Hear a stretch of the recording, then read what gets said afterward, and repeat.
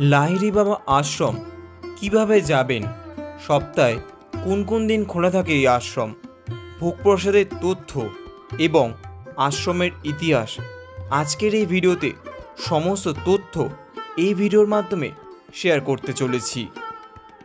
আজকে এই ভিডিও শেষে বলবো ব্যান্ডেলে সিজনে কিংবা অফ সিজনে এলে আপনাদের অটো ভাড়া কত পড়বে, কোথা থেকে অটো ভাড়া করবেন এবং কোথায় ড্রপ করবে, সমস্ত তথ্য থাকবে আজকের ভিডিওতে।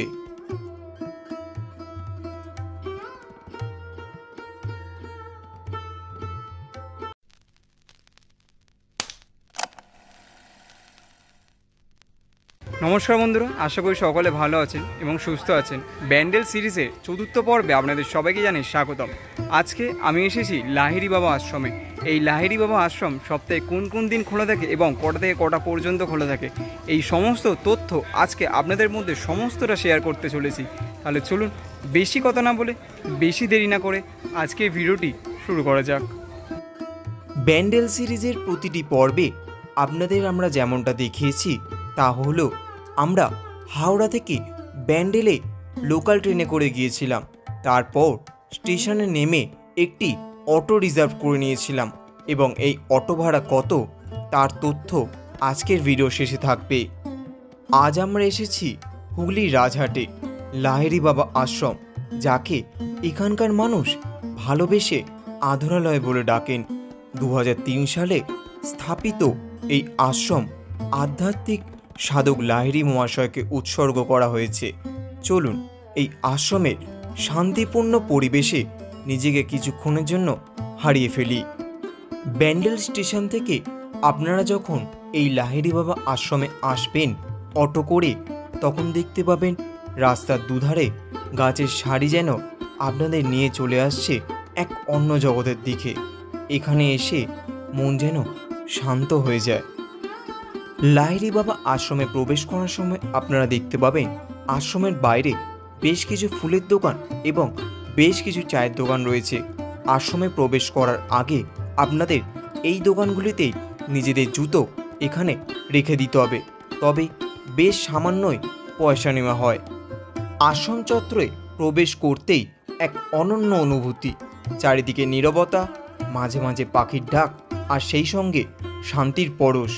মন্দিরের আশেপাশে দেখা যাবে রাজহাঁসের দল আর ছোট ছোট রাজহাঁসের ছানা, যেন এক সুন্দর গ্রামীণ চিত্রপট। আশ্রমের প্রধান মন্দিরটি একটি জলধারের উপর নির্মিত। স্থাপত্য শৈলীতে রয়েছে রাজস্থানী আর দক্ষিণ ভারতীয় মন্দিরের প্রভাব।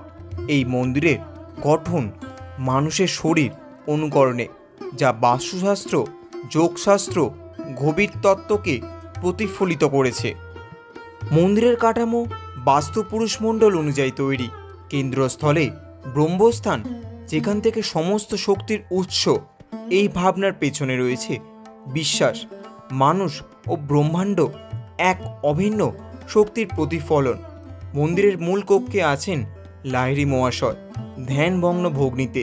এই মূর্তির সামনে দাঁড়ালেই যেন সময় সত্যি থেমে যায়। সিঁড়ি দিয়ে নিচে নামলে গর্ভগৃহে পৌঁছানো যায়। ধ্যানের জন্য তৈরি একটি প্রশস্ত হল। দেওয়ালে রয়েছে যোগ ও তত্ত্বের নানা চিত্র, যা আমাদের যোগবিদ্যার গভীরে নিয়ে যায়। একদিকে রয়েছে বিশাল জলাশয়, রকমারি মাছ আর কচ্ছপ এখানে খেলা করে। বিশেষ করে শিশুদের জন্য এই জায়গাটা খুবই আনন্দদায়ক। এই আশ্রমের আরেকটি বিশেষ বৈশিষ্ট্য, এখানে আলাদা আলাদা প্রার্থনা স্থল রয়েছে খ্রিস্টান ও মুসলিম দর্শনার্থীদের জন্য। লাহিড়ী বাবার আদর্শ ছিল সার্বজনীনতা ও ভ্রাতৃত্ববোধ। লাহিড়ী মহাশয়ের জন্ম 1828 সালের 30 সেপ্টেম্বর। যোগগুরু মহাবতার বাবাজির শিষ্য হিসেবে তিনি ক্রিয়াযোগ পুনর্জীবিত করেছিলেন। তিনি ছিলেন এক গৃহস্থ সাধক, সংসার আর আধ্যাত্মিক জীবন একসাথে পালন করতেন। তার এই অনন্য দৃষ্টিভঙ্গি আজও অনুপ্রাণিত করে সকলের মধ্যে। তার পরিচিতি পশ্চিমা জগতেও ছড়িয়ে পড়ে যোগানন্দ পরমহংসদেবের বিখ্যাত গ্রন্থ মারফত। প্রতি বছর বসন্তের শুরুতে বসন্ত উৎসব আর ডিসেম্বরে বার্ষিক অনুষ্ঠান এই আশ্রমের প্রাণ। শান্তিনিকেতনের ধারায় গান, নৃত্য আর ভক্তি সঙ্গীত পরিবেশনায় সত্যি মন ছুঁয়ে যায়। সূর্য অস্ত যাওয়ার পর আশ্রমের আলোকসজ্জায় যেন এক আলোকমণ্ডল জেগে ওঠে। জলের প্রতিচ্ছবি যেন এক জাদুকরী আবহ তৈরি করে প্রতিটা মুহূর্তে, প্রতিটা মিনিটে। কিভাবে যাবেন?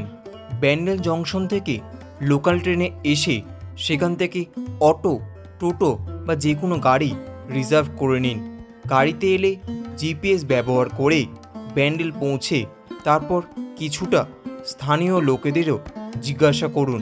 কিছু গলিগালা রয়েছে, সেইগুলো রাস্তা বুঝতে না পারলে অবশ্যই স্থানীয়দের থেকে পরামর্শ নিয়ে নেবেন। এবং খোলার সময় প্রতিদিন সকাল 10টা থেকে 12টা পর্যন্ত এই আশ্রম খোলা থাকে। পুনরায় বিকেল 4টে থেকে আবার 6টা পর্যন্ত খোলা থাকে। রয়েছে হুইল চেয়ারের সুবিধা এবং পার্কিংয়ের ব্যবস্থাও রয়েছে এখানে। লাহিড়ী বাবার আশ্রম এটি একটি আশ্রম নয়, এটি এক অন্তর্লোকে যাত্রা। এখানে এলে অনুভব করা যায় ভেতরে নিস্তব্ধতা এবং চেতনার আলোক।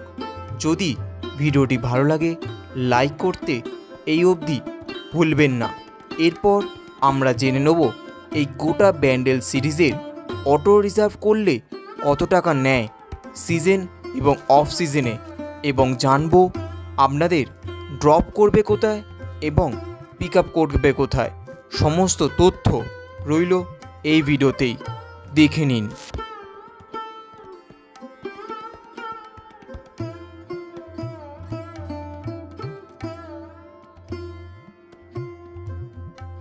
আজকে আমরা ব্যান্ডেল সিরিজে আজকে যে ভ্রমণ করেছি এই দাদার গাড়িতেই আজকে আমরা ভ্রমণ করেছি। দাদা আমাদের বলে দেবে সিজনে আর অফ সিজনে তোমার ভাড়া কেমন আছে, অটোর ভাড়া?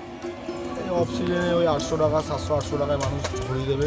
আচ্ছা, সিজনে আসলে 1000-1200 টাকা।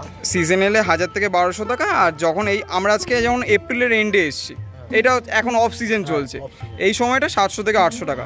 তাও আপনারা যারা যারা আসছেন আপনারা দাদার সঙ্গে একটু বার্গেনিং করে নেবেন। তা একটু তোমার কন্ট্যাক্ট নাম্বারটা তো ভিডিওতে বলে দাও। 8910790066। ফাইনালি বন্ধুরা, লাহিড়ী বাবা আশ্রম কিন্তু আজকে আমি নিজেও ঘুরেছি, সাথে আপনাদেরকে সম্পূর্ণ তথ্য কিন্তু শেয়ার করেছি। কেমন লাগলো আজকে ভিডিওটি অবশ্যই আপনার মূল্যবান কমেন্টটা আমাদের কমেন্ট বক্সে করে যাবেন। ভিডিওটি যদি আপনার ভালো লেগে থাকে তাহলে like, comment, share and subscribe করতে অবশ্যই ভুলবেন না, কারণ নতুন নতুন কন্টেন্ট কিন্তু আপনাদের জন্য আমাদের চ্যানেলে আসতেই চলেছে। তাহলে চলুন, দেখা হচ্ছে দুর্দান্ত একটা ডেস্টিনেশনে। ততক্ষণের জন্য টাটা, স্টে টিউন, বং লার্কার। সকলে ভালো থাকবেন এবং সুস্থ থাকবেন।